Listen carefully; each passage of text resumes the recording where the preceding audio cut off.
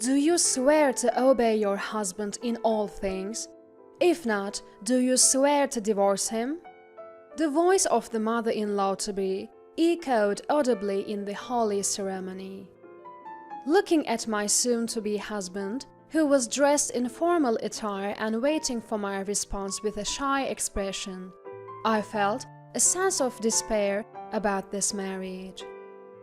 My name is Emily. I lost my mom when I was young, and it's been just me and Dad ever since. Despite his busy work schedule, Dad did everything he could to make sure I wasn't lonely. During long vacations, he'd take me to various places to make memories. Whenever I'd start crying, missing Mom, he'd console me, tears in his own eyes. He's a kind dad. Dad was not good at cooking, and especially right after Mom passed, he'd often mess up meals and apologize to me. Wanting to support him, I started practicing cooking. At first, Dad watched me nervously as I handled fire, but it seems like my late mom's chef genes ran strongly in me, and I soon got good at it. Seeing my culinary skills, Dad happily handed the kitchen duties over to me. I started cooking for a likely exhausted Dad, which led me to develop an interest in baking. Now, as an adult, I work as a pastry chef. The job demands early mornings and late nights, but it's fulfilling. I met Raymond through my work. He's a delivery guy who brings supplies to my shop. At first, I didn't think much of him, but one day he secretly slipped me his contact info. His bashful yet hopeful expression when he did that made my heart skip a beat. As we started communicating, we went out to various places. Raymond, sweating profusely, nervously proposed, "Will you marry me?" We became engaged. Raymond is indecisive. Even when buying a single piece of clothing, he'd say, "I can't decide which one's better," furrowing his brows. I actually like that about him. Some friends thought it was pitiable when hearing stories about Raymond, but to me, his constant disheveled state was endearing. However, after meeting Raymond's mother, I started to feel uneasy. Raymond was raised by a single parent. His folks divorced when he was young.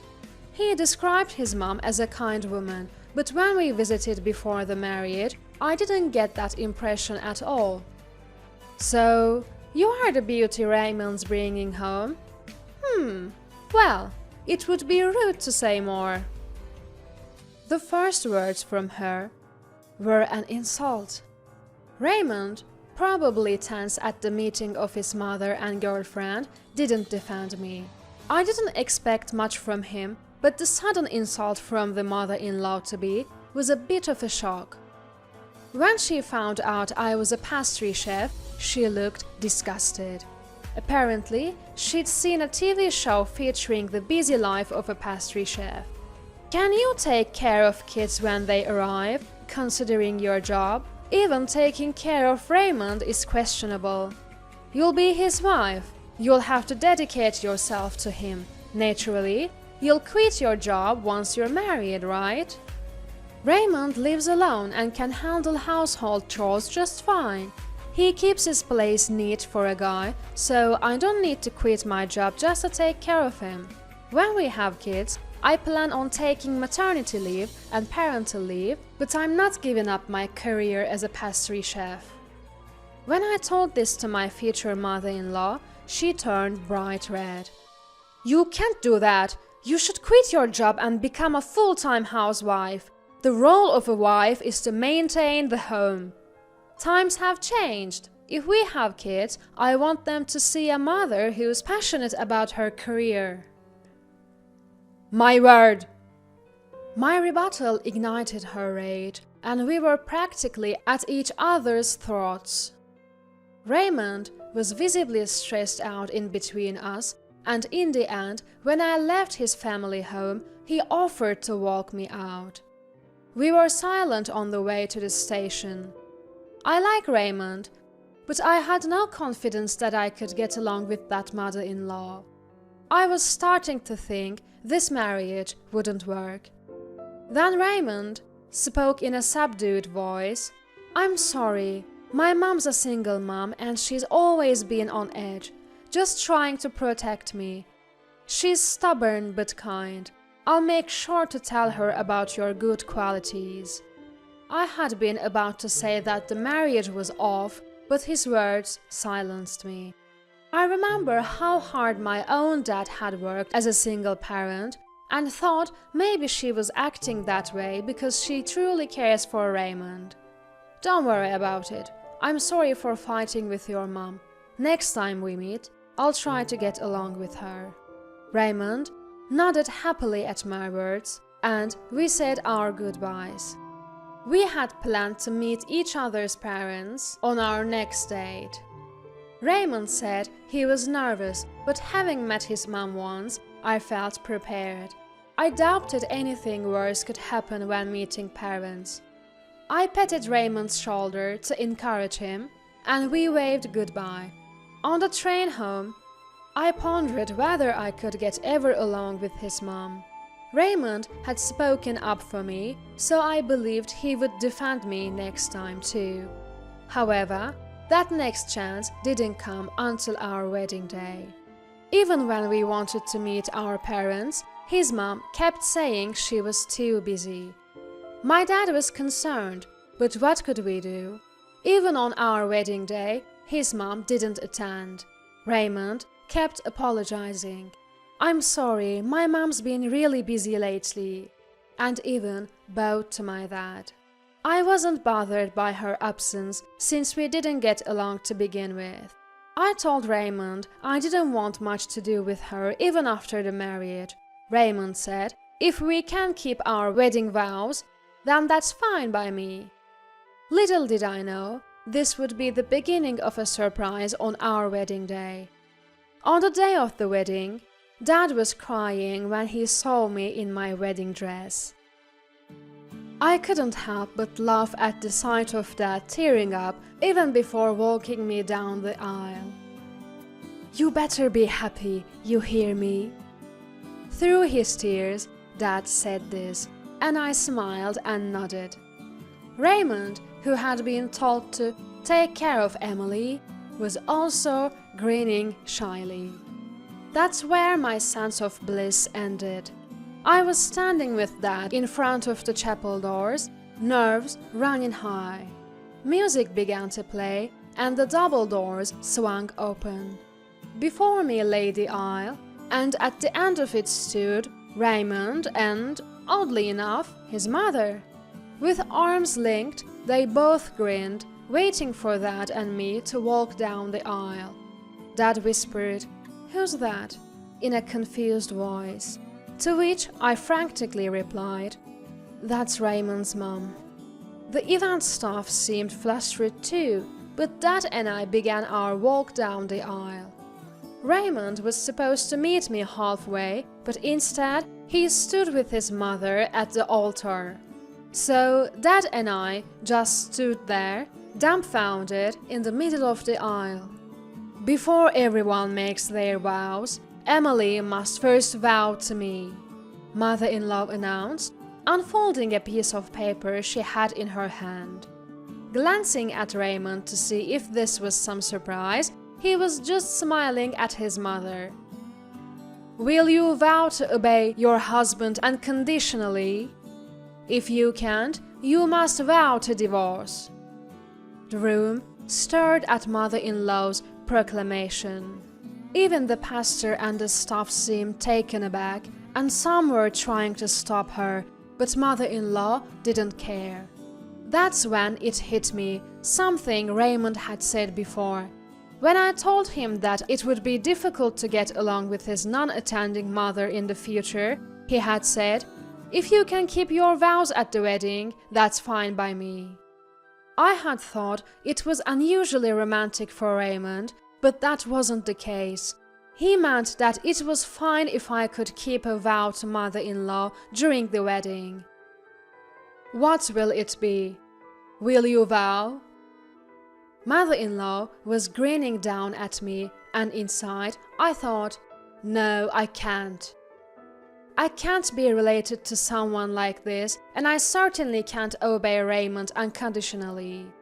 Next to me, Dad softly muttered, "Should we go?" To which I nodded and said, yes. As I started walking back down the aisle, my soon-to-be mother-in-law yelled, "Where are you going?" I turned around and made myself clear. I can't go through with this. I can't become family with people who act so ridiculously. Fuming, my mother-in-law yelled back. Raymond stood there dumbfounded, while Dad and I retreated to the waiting room. The staff was scrambling. I apologized to them over and over as I changed out my wedding dress into casual clothes. I heard that Raymond and his mother were in another room talking to the staff, so I went to the reception area, apologized to the guests who had come, and said I'd be returning their gifts before leaving the venue. It was a heartbreaking ending, and I apologized repeatedly to Dad. He comforted me, saying, "It's better to know what kind of man he is before marrying him." I couldn't help but cry like a child at my father's words. I didn't get to check my phone until the next day. I had received a slew of encouraging messages from friends who had been guests, along with multiple calls from Raymond. When I called him back, his mother picked up the phone, furious for some reason, yelling, "You're late in calling!" "Why are you answering? I wanted to speak with Raymond." "Raymond is inconsolable because you ruined the wedding. We were preparing a wonderful surprise, and now you will pay damages. Be prepared." Turns out, Raymond was apparently fired from his job. He had been working for a small delivery company. The owner was outraged by his outrageous behavior at the wedding and had declared him fired. Raymond was also being criticized by both my friends and his, sinking into depression. His mother blamed it all on me, saying I had ruined the wedding. I was more astonished than angry. It was the first time I had felt such a deep, cold rage. I waited for her to catch her breath and started talking. "I'll be the one asking for a compensation. You ruined my wedding. Cover all the expenses for the venue. And needless to say, I won't be marrying Raymond. Please convey that to him." "You can't be serious. You expect him to pay while he's this upset? You are unbelievable." "The only one who's unbelievable here is you, don't you think? From what I've heard, your divorce happened for a rather selfish reason, too." "What?" "You cheated on your spouse, tried to marry your affair partner, who then ditched you, and you only want custody of Raymond because you're his mother." Raymond and I had met his father on a date after we had said hello to mother-in-law. His father, who had continued to pay child support until Raymond was an adult, revealed the reason for the divorce while drunk. "Be careful, she's a selfish person. Raymond, make sure you protect Emily," his father had told us. But those words never resonated with Raymond. "You think saying sorry will fix this? We're not getting married anymore, and you're paying for the venue and the damages. What made you think I'd be happy with that kind of surprise?" At this point, I was seriously concerned that mother-in-law was going to burst a blood vessel. Just then, Raymond's voice came on, taking over the call. "I'm so sorry. I'm really sorry, Emily," Raymond pleaded in a desperate tone. "You think saying sorry makes it okay? Forget the wedding, but you're paying for the cancellation and venue fees. What made you think I'd be pleased with a surprise like that?" I was on the fence, but my mom said it was a test for the woman who's going to be my wife. Typical Raymond can't make a decision on his own. My fondness for his feeble yet endearing traits was gone. I was furious with Raymond for not considering my feelings, for not having an opinion on his own. I don't want to hear your voice anymore. I'll consult a lawyer from now on. So, don't show your face to me ever again. I hung up on Raymond, who was still apologizing, and immediately consulted a lawyer that my dad knows. The lawyer was furious when he found out how badly I'd been betrayed. "Let's go all out," he said, and I found that reassuring. As I demanded, Raymond agreed to pay for the damages and the venue costs. The lawyer also filed a claim against Raymond's mom. Raymond and his mom struggled to find a lawyer on their side, and it looked like they had to accept all our demands. I received compensation from both Raymond and his mom and moved out with my dad. It was the lawyer's advice to avoid any potential nuisance. After the move, Dad and I lived peacefully. Raymond couldn't contact me, as I'd blocked his number and SMS. I thought I'd never hear about Raymond and his mom again. However, a few years later, I ran into Raymond's dad at a shopping mall. As soon as he spotted me, he rushed over and sincerely apologized for his son's behavior. According to him, Raymond and his mom had been estranged since the settlement. Apparently, Raymond went on a rampage at his parents' house, blaming mother-in-law for ruining the wedding. Mother-in-law, for her part, argued that he had to pay the cancellation fees because Raymond brought someone like me into their lives. It turned into a full-blown, knockdown, drag-out fight, or so I heard. Both Raymond and mother-in-law got into such a heated argument that they needed stitches. They were so strapped for cash that they had to beg father-in-law for financial help. Unsurprisingly, father-in-law had no intention of bailing them out financially. Neither expected any financial aid from Raymond's dad, and they both lived hating each other. "I hope you find happiness, Emily," he said. Feeling a bit shy, I touched my flat belly. "I intend to." A guy friend from the cancelled wedding with Raymond had been incredibly supportive. We'd been friends since college, and he'd confessed that he'd liked me all along. Now, we're married. We didn't hold a ceremony as I'd had enough of weddings, but we did have wedding photos taken. Now, I'm pregnant. Raymond's dad genuinely wished for my happiness. When I report this to my husband, he assured me, "Don't worry, I'll take both you and our baby happy." Despite a terrible wedding experience, I found a new life of happiness, and I intend to protect this happiness.